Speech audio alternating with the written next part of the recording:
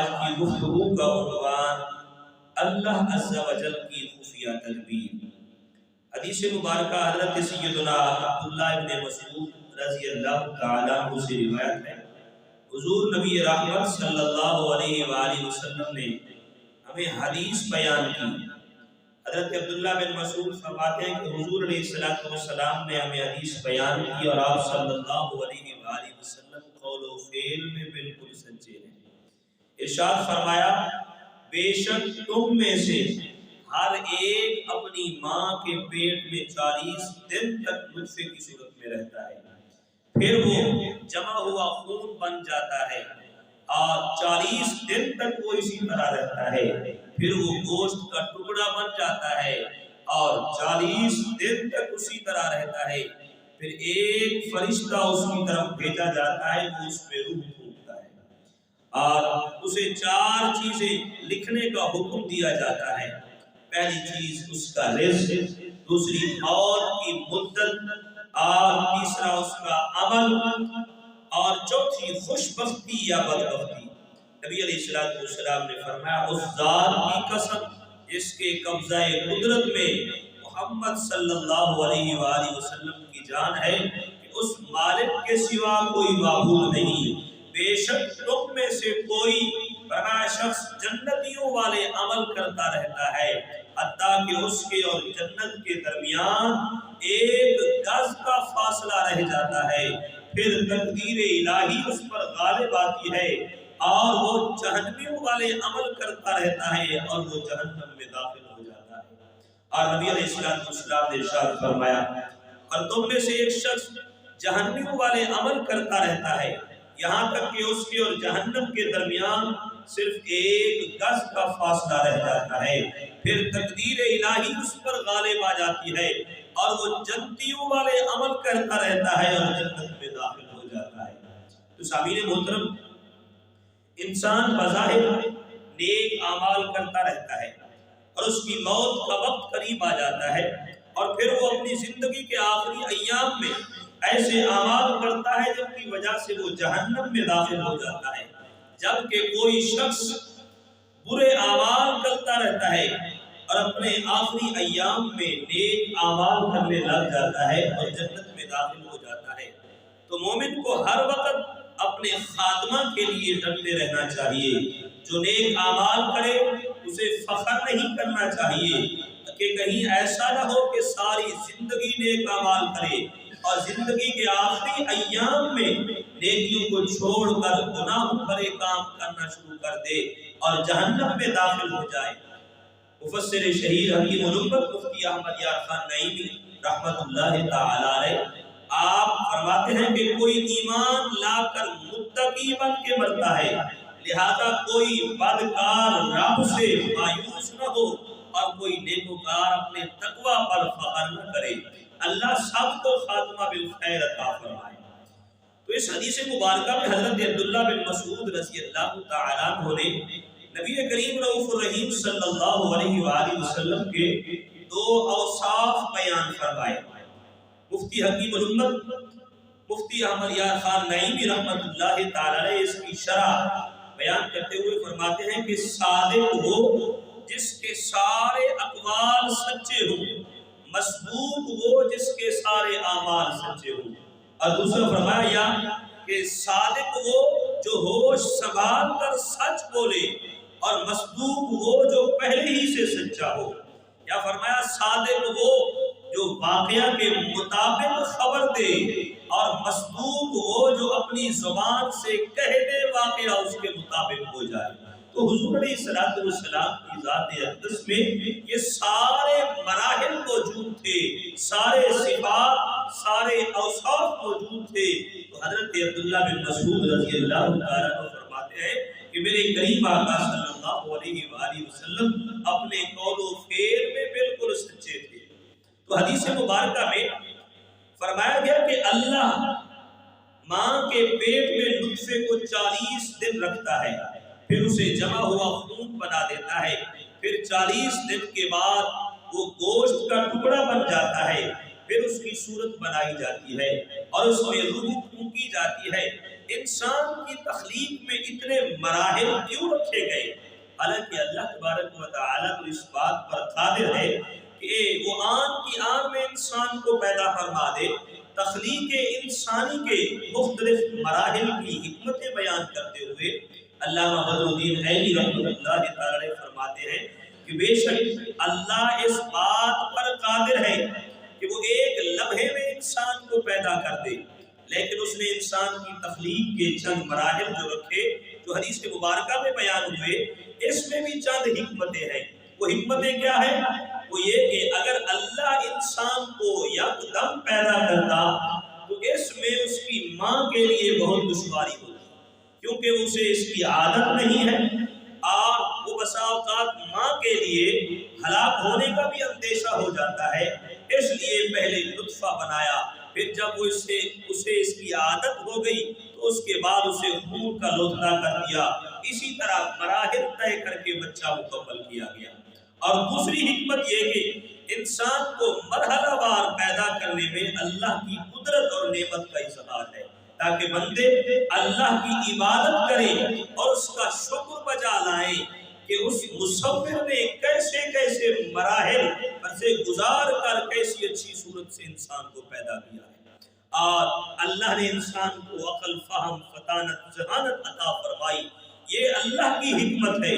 اور تیسری بات یہ بیان فرمائی کہ اس میں لوگوں کو اس بات پر تنبیہ ہے کہ اللہ کو حشر و نشر پر کمال قدرت حاصل ہے کہ جس طرح وہ انسان کو ایک بے قدر پانی سے پیدا کرنے پر قادر ہے، اسی طرح وہ مر کر مٹی بن جانے والے انسان کو دوبارہ حشر میں فرمائے کہ حساب کے لیے جمع کرنے پر بھی قادر ہے۔ تو یہ رب کی قدرت ہے، وہ جب چاہے انسان کو جہاں سے چاہے، جس انداز سے چاہے پیدا فرما سکتا ہے۔ تو ماں کے پیٹ میں یہ مختلف مراحل جو رکھے گئے، اس کے اندر یہ حکمت علماء نے بیان فرمائی۔ اور اس کی بات یہ کہ اس حدیث مبارکہ میں ذکر ہوا کہ تقدیر الہی فرمائے پھر غالب آتی ہے تو انسان اور عمل کرنے لگ جاتا ہے۔ تو اس حدیث مبارکہ سے ایک سوال ذہن میں آتا ہے کہ جب اللہ نے سب کی تقدیر پہلے ہی لکھ دی ہے کہ کون خوش بخت ہے اور کون بدبخت ہے، کون جنتی ہے کون جہنمی ہے، تو پھر یہ سزا اور جزا کا معاملہ کیوں رکھا؟ تو اس کا جواب یہ ہے، تقدیر کا معاملہ ایسا نہیں ہے کہ فرمائے جو اللہ نے لکھ دیا وہی ہمیں کرنا پڑتا ہے، ایسا ہرگز نہیں، بلکہ جو ہم نے اس دنیا میں آ کر کرنا تھا اللہ نے اپنے علم ازلی سے جان لیا اور وہی لوح محفوظ پہ لکھ دیا۔ سنایا فرمائے کہ مفتی امجد علی اعظمی رحمۃ اللہ تعالی علیہ آپ فرماتے ہیں ہر بھلائی برائی اس نے اپنے علم ازلی کے موافق فرمائے مقدر فرما دی ہے، جیسا ہونے والا تھا اور فرمائے جو جیسا کرنے والا تھا، فرمائے کہ ہر علم کو فرمائے اپنے علم سے جانا اور وہی لکھ دیا۔ تو یہ نہیں کہ جیسا اس نے لکھ دیا ویسا ہم کو کرنا پڑتا ہے، بلکہ جیسا ہم کرنے والے تھے ویسا ہی اس نے لکھ دیا ہے۔ مثال کے طور پر ابو بکر کے ذمہ فرمائے کہ بھلائی لکھی، اس لیے کہ زید بھلائی کرنے والا تھا، اگر زید برائی کرنے والا ہوتا تو فرمایا کہ تو اس کے لیے بھلائی لکھتا، تو اس کے علم یا اس کے لکھ دینے سے فرمایا کسی کو مجبور نہیں کر دیا، بلکہ انسان نے جو دنیا میں آ کر کرنا تھا اللہ نے اپنے علم ازلی سے یہ جان لیا، وہی لوح محفوظ پر لکھ دیا۔ تو یہاں پہ فرمائے کہ اس حدیث مبارکہ میں فرمائے اللہ کی خفیہ تدبیر کے بارے میں معلوم ہوا کہ انسان کو اللہ کی خفیہ تدبیر سے ڈرنا چاہیے اور اپنے خاتمہ کے بارے میں ڈرنا چاہیے کہ میرا خاتمہ کیسے ہوگا۔ حدیث باب میں اللہ کی خفیہ تدبیر کا بہت واضح بیان ہے، اللہ کی خفیہ تدبیر سے کوئی واقف نہیں ہے۔ تو ایک روایت میں ہے کہ ابلیس شیطان نے 80,000 سال عبادت میں گزارے اور ایک قدم کے برابر بھی فرمائے کوئی جگہ نہ چھوڑی جس پر اس نے سجدہ نہ کیا ہو۔ پھر جب اس نے رب تعالیٰ کے حکم کی نافرمانی کی تو اللہ تعالیٰ نے اسے اپنی بارگاہ سے مردود کر دیا، قیامت تک کے لیے اس کے گلے میں لعنت کا طوق ڈال دیا گیا۔ فرمایا اس کی ساری عبادت ضائع ہو گئی اور اسے ہمیشہ ہمیشہ جہنم میں جلنے کی سزا دے دی گئی۔ حضور نبی رحمت صلی اللہ علیہ وآلہ وسلم نے ارشاد فرمایا کہ آپ نے حضرت جبرائیل علیہ السلام کو دیکھا کہ ابلیس کے انجام سے عبرت گیر ہو کر کعبہ اللہ کے پردے سے لپٹ کر نہایت و گریہ زاری سے فرمائے کہ اللہ کی بارگاہ میں یہ دعا کر رہے تھے۔ کون؟ حضرت جبرائیل علیہ السلام۔ دعا کیا فرما رہے تھے؟ الہی و سیدی لا تغیر اسمی ولا تبدل جسمی، اے میرے اللہ، اے میرے مالک، فرمائے کہیں میرا نام نیکوں کی فہرست سے نہ نکال دینا اور کہیں میرا جسم اہل ادا کے زمرہ سے نکال کر اہل اداب کے گروہ میں شامل نہ فرما دینا۔ حضرت سیدنا ابو القاسم عبد القریب حوازن قشیری رحمت اللہ تعالی علیہ فرماتے ہیں جب ابلیس اللہ کی بارگاہ سے مردود ہوا تو اس کا یہ عبرتناک انجام دیکھ کر حضرت جبرائیل علیہ السلام اور حضرت میکائیل علیہ السلام ایک عرصہ تک روتے رہے۔ اللہ نے ان کی طرف وحی فرمائی اور پوچھا تم دونوں کے رونے کا سبب کیا ہے؟ تو انہوں نے عرض کیا اے ہمارے پروردگار، ہم تیری خفیہ تدبیر سے بے خوف نہیں ہیں۔ اللہ نے ارشاد فرمایا تمہیں اسی طرح ہونا چاہیے، تمہیں میری خفیہ تدبیر سے بے خوف نہیں ہونا چاہیے۔ حضرت سیدنا جبریل امین علیہ السلام سید المعصومین، ملائکہ کے سردار ہیں، ملائکہ معصوم ہیں، یعنی اللہ نے انہیں گناہوں سے اس طرح محفوظ فرمایا ہے کہ ان سے کسی بھی طرح گناہ کا صدور ممکن نہیں ہے، مگر پھر بھی وہ خوف خدا سے کیسی گریہ اور زاری کر رہے ہیں، اللہ کی خفیہ تدبیر سے ڈرتے ہیں۔ اگر کہ ہمارے شب و روز فرمائے گناہوں میں بسر ہو رہے، ہمیں نہیں معلوم کہ دنیا سے ایمان کی سلامت لے کر جائیں گے یا نہیں، تو فرمایا تو قبر و حشر کا فرمائے ہمارا کیا حال ہوگا؟ یہ سب ہم بے خوف ہو کے دنیا میں چل رہے ہیں۔ اور یہاں پہ حضرت سیدنا عبداللہ بن احمد مؤذن رحمت اللہ تعالی نے ایک واقعہ بیان فرمایا۔ فرماتے ہیں کہ میں طواف کعبہ میں مشغول تھا، ایک شخص پر نظر پڑی، فرمائے جو غلاف کعبہ سے لپٹ کر فرمائے ایک ہی دعا بار بار مانگ رہا تھا، مجھے دنیا سے مسلمان ہی رخصت کرنا۔ اس کی دعا کیا تھی؟ مجھے دنیا سے مسلمان ہی رخصت کرنا۔ میں نے اس سے پوچھا تم اس کے علاوہ اور کوئی دعا کیوں نہیں مانگتے؟ تو اس نے کہا کاش آپ کو میرے واقعے کا علم ہوتا، میں نے دریافت کیا تمہارا کیا واقعہ ہے؟